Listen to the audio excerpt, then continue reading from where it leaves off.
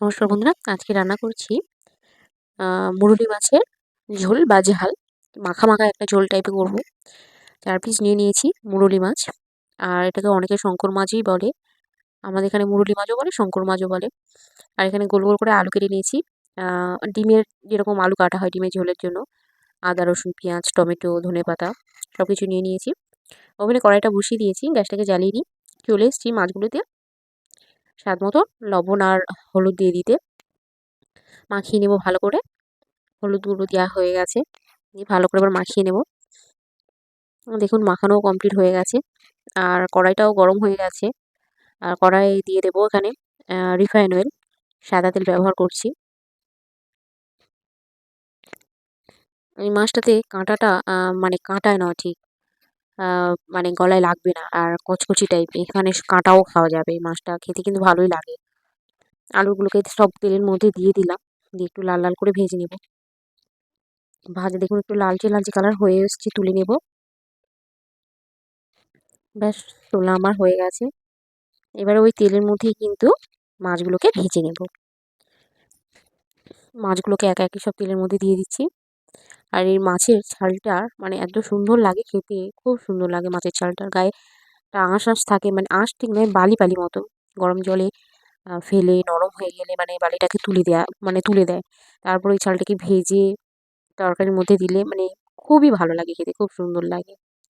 আর মাছটাও খেতে কিন্তু খুব সুন্দর, মাংসের মতোই কিন্তু খেতে। মাংস যেরকম সলিড মাংস যেমন মানে ছিবড়ে ছিবড়ে, ঠিক সেই রকমই কিন্তু মাছটাই খেতে লাগে, ভালো খেতে লাগে।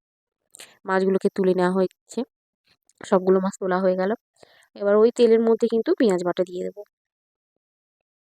ব্যাস, পেঁয়াজ বাটাটা দেওয়া হয়ে গেলে পেঁয়াজ বাটাটা একটু মানে ভাজা ভাজা মতন করে নেব। দিয়ে দিচ্ছি রসুন বাটা, দিয়ে একটু ভালো করে নাড়াচাড়া করে নিচ্ছি। এবার কিন্তু দিয়ে দেবো একটু আদা বাটা দিয়ে দিচ্ছি। ব্যাস, দিয়ে ভালো করে নাড়িয়ে চাড়িয়ে নিচ্ছি। এবার দিয়ে দেবো টমেটো কুচি। টমেটো কুচির পরিমাণটা অনেকটাই দিয়েছি, দুটো ছোটো ছোটো টমেটো, সেই জন্য দুটোই দিয়েছি। দিয়ে ভালো করে নাড়াচাড়া করে নিচ্ছি। দিয়ে দেবো ধনেপাতা। ধনেপাতাটা নিয়ে ভালো করে কড়ার মধ্যে তেলের মধ্যে ভালো করে নাড়াচাড়া, আর তেলটা অনেকটা কমই দিয়েছি কারণ মাছটা এমনি থেকে তেলাতো টাইপের মাছ। দিয়ে দিচ্ছি লবণ, যাতে টমেটোটা খুব তাড়াতাড়ি সেদ্ধ হয়। হলুদ গুঁড়ো, লঙ্কার গুঁড়ো সবগুলোই দিয়ে দিলাম একসঙ্গে। দিয়ে ভালো করে নাড়াচাড়া করে নেব। দিয়ে দিলাম জল সামান্য পরিমাণে, দিয়ে ভালো করে কষিয়ে নেব। আর এই জলটা যতক্ষণ না তেলটা না ছেড়ে না যাচ্ছে, আলুটাও দিতে পারবো না। তেলটা ছেড়ে গেলে আলুটা দিয়ে দেবো। দেখুন অনেকটাই কিন্তু চতুর্দিকে দেখুন তেল ছেড়ে দিয়েছি। এবার দিয়ে দেবো আলু। আর আলুটা অনেকটাই সেদ্ধ করেছি, সেই জন্য বেশি না ফোটালেও চলবে। আলুটাকে ভালো করে কষাতে থাকবো। ব্যাস, কষিয়ে এবারে জল দিয়ে দেবো।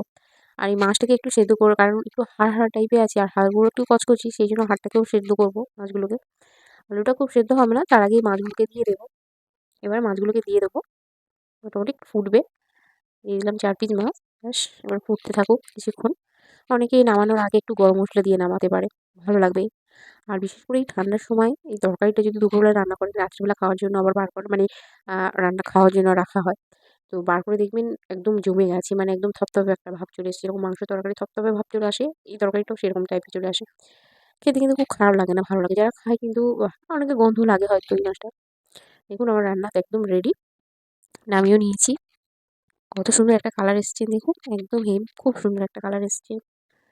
আর খুব একটা ঝাল কিন্তু হয়নি, এরকম লাল লাল হয়েছে, ঝাল কিন্তু খুব একটা হয়নি। সবাই ভালো থাকবেন, সুস্থ থাকবেন, সকলকে ধন্যবাদ।